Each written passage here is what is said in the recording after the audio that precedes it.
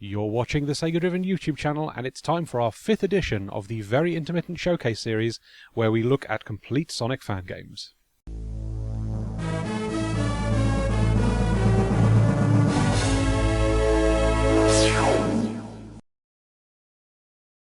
Now, once again, the point of this series is to highlight how many Sonic fan games actually do make it to completion. I want to dispel the stigma that Sonic fan games never get finished, because more and more fan games are actually making it to a complete state in this day and age. As always, there are going to be a variety of experiences in here, and of varying quality and scale, but I'm not really here to criticise these games in this video. I just want to show you what's on offer and what you can try. Not all of these games may be for you, but they're all free, and if you have any interest in Sonic fan games, you can certainly do no wrong than trying out a bunch of free games on your PC. Let's get to it!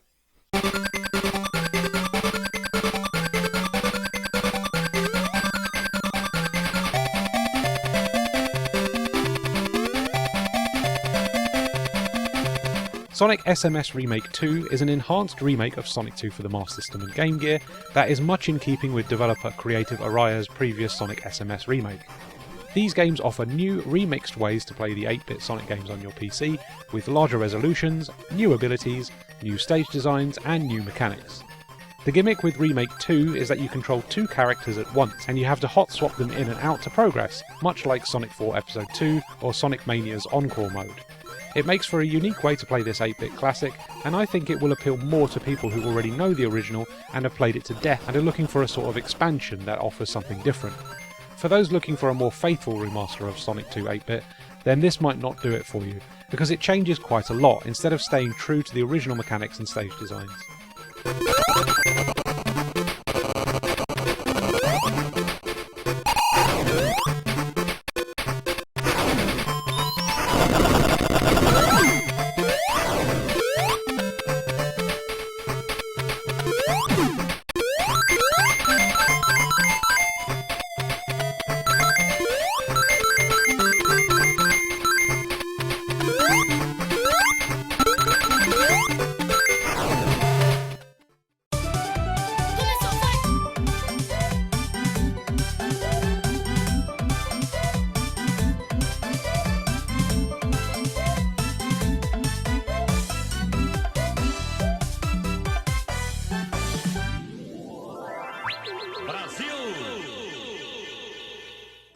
Brasonic 20XDX is an original Sonic fan game that features an OC called Brasonic, who is a green Sonic-like character from Brazil.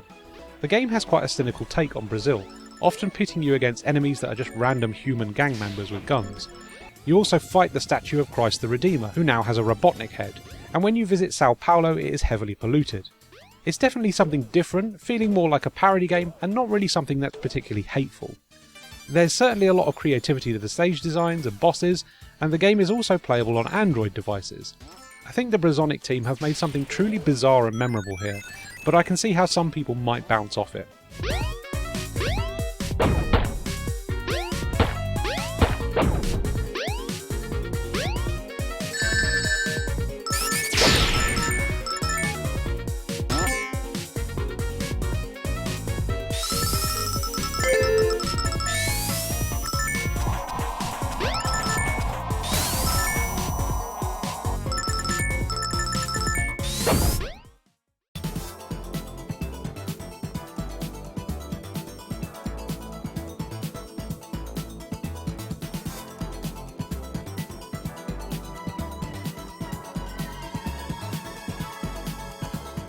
Dr. Robotnik's Ring Racers by Kart Crew Dev is the follow-up to Sonic Roboblast 2 Kart that now features an expanded moveset, new courses, characters, and a new tutorial stage that teaches you the rather involved mechanics and abilities.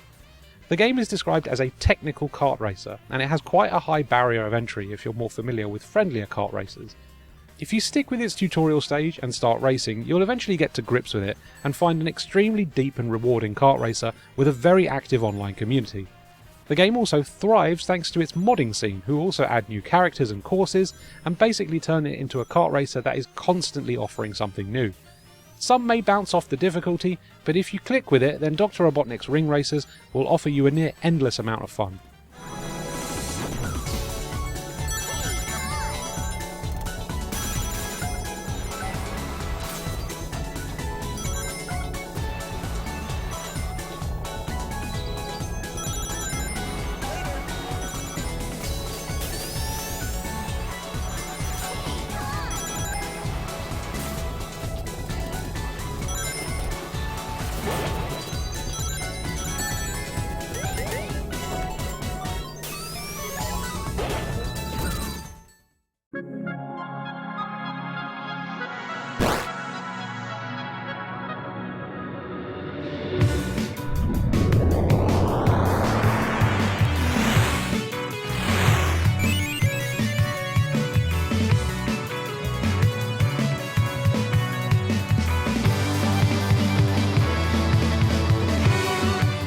Now, Sonic and the Moon Facility by Stardrop is technically not a complete Sonic fan game, but I'm including it anyway because the main Sonic campaign is fully playable from start to finish. There was definitely more the developer wanted to add, and a whole lot of playtesting and bug fixing that didn't get the chance to take place, but this follow-up to Sonic and the Fallen Star has just as much visual flair and style as its predecessor, whilst also being a very fun and creative take on the traditional 2D Sonic formula. The developer gets really experimental with the game's shields, which often offer unique or tweaked abilities for Sonic to mess around with, and as a result it allows you to explore the game in a way Sonic games don't normally allow. Regardless of the bugs and the broken special stages, Sonic and the Moon Facility is still a game worth experiencing because it showcases how creative the Sonic homebrew community can be while building on the core mechanics of classic Sonic games.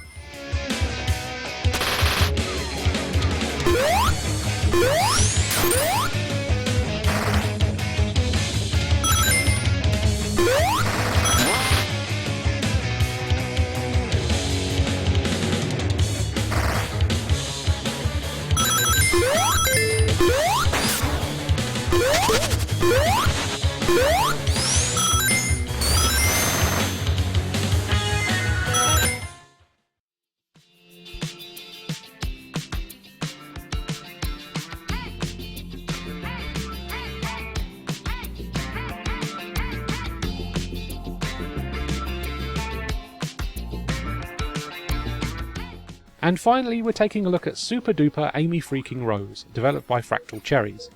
Now, this isn't a particularly long game, but what it does is extremely unique and well worth a play. This game plays more like Sonic Runners or Sonic Rivals, in that it feels more like an auto runner, but you're in full control. The game is pushing you to move forward at all times, by chaining together homing attacks and hitting springs and trails of rings and grinding to maintain your speed. You also have to worry about depth, as the game's levels allow you to move in and out of the screen to take different paths, which is something I don't think I've seen any other fan game tackle. It's the sort of game that footage alone can't portray. You really need to try it to feel how fast and fluid it can be. This is a genuinely special little game that I really want to champion because it feels incredible to play, and I think it's flown under a lot of people's radars.